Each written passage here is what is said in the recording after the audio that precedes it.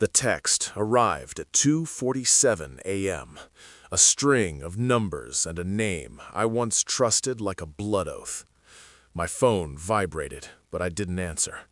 I stared at the ceiling instead, tracing the cracks as if they might spell out a warning I'd been too blind to see.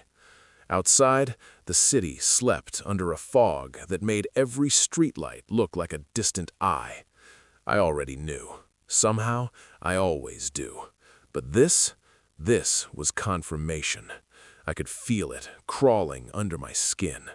The betrayal had been patient, methodical. It didn't rush in a storm. It crept like smoke through a crack in a wall. I dressed quietly, moving through the apartment that still smelled faintly of her perfume. My hand lingered over the wedding photo. I pressed my thumb against the glass, felt the hollow where trust used to live. The phone buzzed again. I didn't look. I never did until I was ready.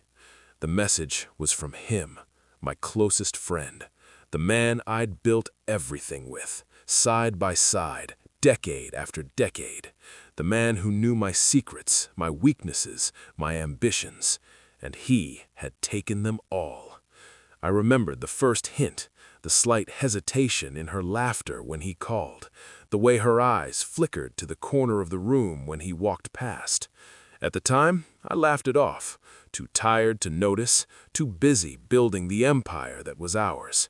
Then came the smaller inconsistencies.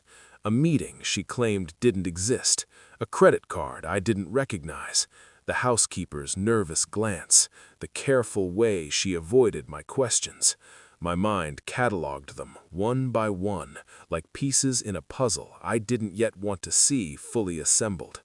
Denial was easier at first, but the quiet truth gnawed at me, whispering in moments when I was alone. They weren't just taking things, they were carving away at who I thought I was. I watched them, silently, like a ghost at the edge of their lives. Phone records, text messages, brief glances in public spaces.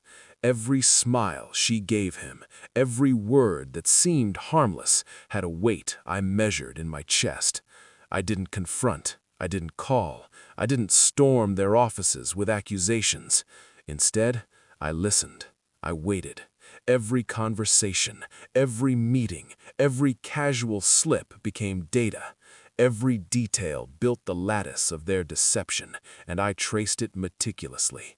DNA tests arrived in discreet envelopes. Documents I'd requested through mutual channels arrived quietly on my desk. My office lights burned long after the city had gone dark, and still I moved with the calm exterior I had perfected over years of negotiations. The storm was inside me, but the world saw only control. It was the lunch meeting that confirmed it. I slid the report across the table with my usual poker face, eyes locked on him as if we were still equals. He didn't look at the papers first. He looked at me, and I saw it, the flicker of panic, the microsecond before shame took root. You knew?" His voice cracked like fine china breaking. I didn't answer. I watched the subtle collapse of his composure. His hands trembled as he reached for the report. She sat frozen, her mask of innocence slipping.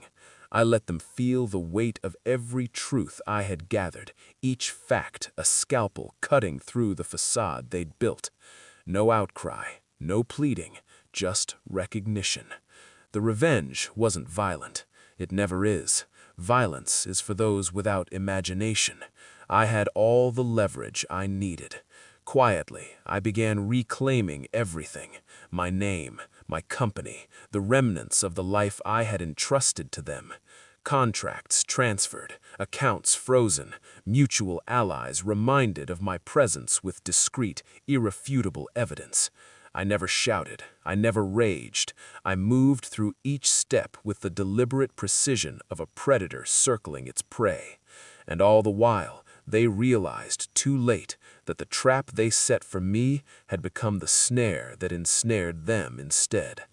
I left the office for the last time, watching as they scrambled, their empire crumbling under the weight of its own duplicity. She turned, eyes wide, and for a moment I imagined she might try to speak, but I didn't wait. I walked away.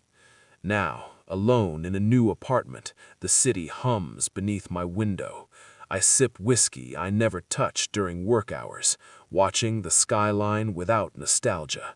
There is no satisfaction in triumph over fools, only clarity, only the cold truth that I survived the betrayal intact. I don't feel pity, I don't feel victory, I feel the power of inevitability. Their choices, their deception, their hubris, they crafted the ending themselves. I merely ensured it was precise. I am not the man they thought they could break, and the echo of their screams, though silent behind closed doors, reminds me of what I am capable of. I am finished, and they are nothing.